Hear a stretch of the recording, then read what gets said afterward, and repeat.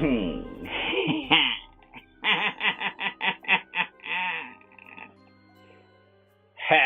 Halloween!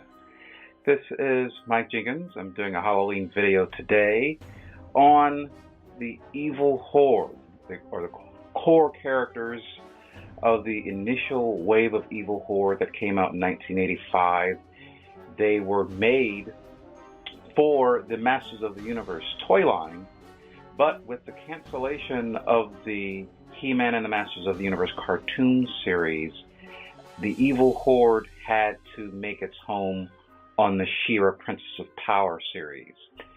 So the way it looks is that the She-Ra characters, or the initial She-Ra character that was being developed in the Masters of the Universe line, was taken over to the girls department. And as that new toy line developed in the girls department, it was decided that He-Man and the Masters of the Universe had enough episodes in its series, 2 seasons worth of 130 episodes total. And so there wasn't a need to continue doing Masters of the Universe, even though there were initial plans to continue on and do a season 3. Instead, they shifted the focus of the show, or the production, to marketing and making a presence for She-Ra Princess of Power.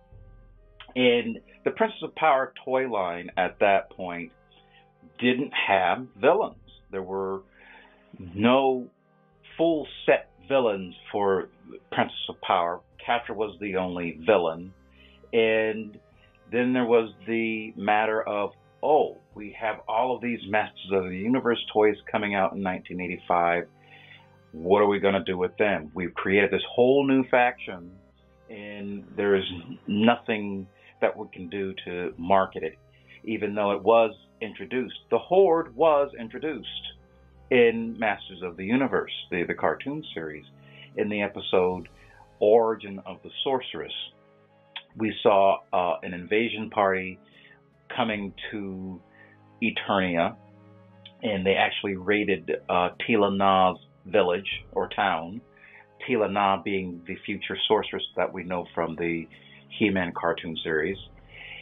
And they wore the bat emblems that we all know from the Evil Horde. But at that point, these invaders were not named. We had no clue who they were or what connection they had to anything, because Secret of the Sword, the movie that introduced She-Ra and the Evil Horde, hadn't come out yet. So these were just random villains that were invading this village. But as we would come to see, these were Evil Horde characters. So I'm not quite sure where things were production-wise, what the plans were, but it's very possible that Season 3 of Masters of the Universe would have brought in the Evil Horde, and He-Man and Skeletor would have had dealings or, fights against the Horde, and there would be all sorts of stories, probably similar to what we saw in the Masters of the Universe mini-comics. But I digress. I can go on and on and on about the history of Masters of the Universe and Season 3 and She-Ra and all of that. I am here today to do a specific focus on these Evil Horde characters for a Halloween video. How are these characters related in any way to Halloween? Well, fan conjecture suggests that these core figures, or these core characters of the first wave of the Evil Horde, actually bear a striking resemblance to famous horror creatures or Halloween characters from Hollywood history. So let's go through it. We have Hordak, the ruthless evil leader of the Evil Horde. He has a color scheme of black, red, and gray with some white in there. And he bears a striking resemblance to Count Dracula. So a lot of people have compared him, as particularly with the bat symbol, to Count Dracula. And that's a logical choice for the leader of the Evil Horde. Leech can be compared to the creature from the Black Lagoon.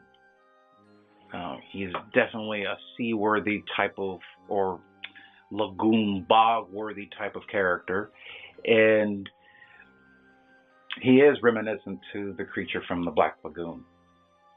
You have Mantenna, who looks very buggy and is reminiscent to The Fly, which is a classic film from, I believe it's the 30s or the 40s. And then, of course, we got remakes in the 80s. Grizzlor brings to mind the werewolf. And Modulok, we can consider him an analogy to Frankenstein's monster.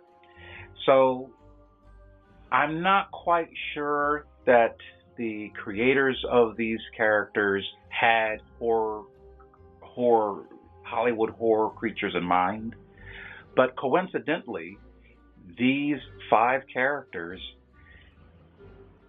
resemble famous core Hollywood monsters, and of course, that makes it a very appropriate thing to shoot for Halloween. So, there you have it, just a quick video for Halloween.